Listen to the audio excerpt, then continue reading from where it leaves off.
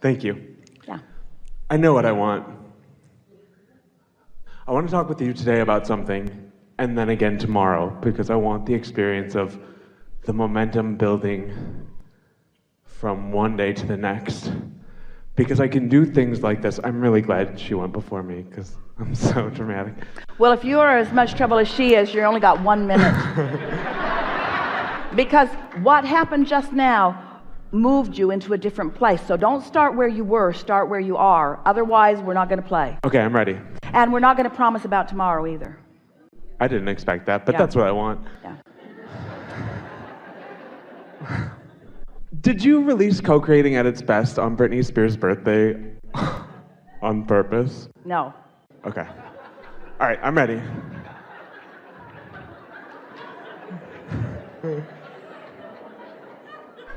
I lived in Los Angeles before I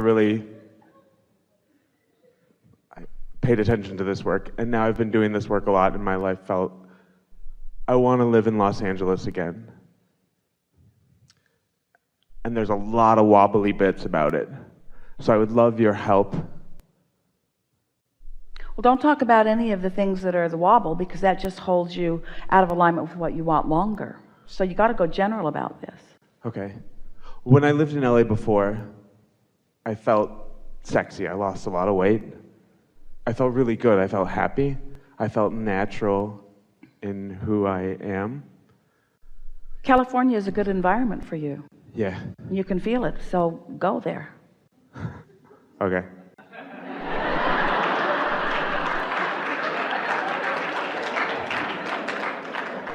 Next. Thank you. Now, we're being very serious with you, and all is really well. So why is just going there right now not the path of least resistance? Because it isn't. It is a path, and it's out there in the future, but why is it not the path of least resistance right now? Basically because of how I feel about myself. Not because of the conditions, not because I think there's conditions, not because I think I'm chubby, not because I think I'm a little bit crazier than I was when I was there, but because well, when you're there, your crazy doesn't stand out quite so much. Right.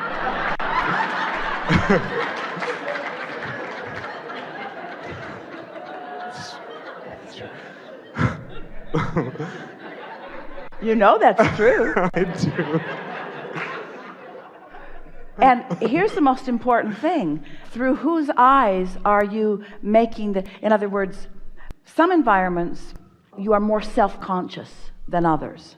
So you're not ready to go there because you feel more self-conscious in that whole idea.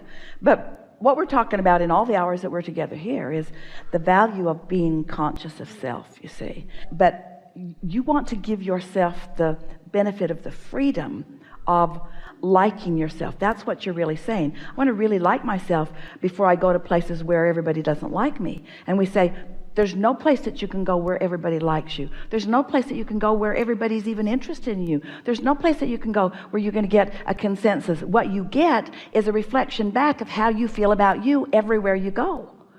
And so if you're getting back a reflection of how you feel about you everywhere you go, then smaller populations are less intense for you. Larger populations are more intense for you. Jerry and Esther used to notice that they really liked being on the ocean or near the ocean because there was all that atmosphere out there that was sort of more free of vibration, because people are thinking their thoughts and having their opinions, and so sometimes there are environments where it just feels freer. But what they didn't realize in those first noticings of that, what they were not yet then aware of, is that they were, and you are, attracting every bit of it. It's all about your opinion of their opinion. Most people really do not have a strong opinion of you. But California, when you watch the television, if you let your world be guided by what a handful of people are deciding is okay or not okay, and broadcast through the dollars that are spent in the airwaves of television, you will get such a distorted point of view of yourself. And the thing that is so ironic about that is they are, for the most part, more lost than any other population on the planet in that regard, because they're trying to guide themselves through the perspective of others, trying to fit in with what others think. So what you're saying to us and we love hearing it from you, because we know for sure there was vibration that you translated. These are ideas that you've been translating. What came to you is, I must find myself first before I get into an environment where nobody knows what the hell they're doing. Esther swears. We never swear. It is Esther that swears.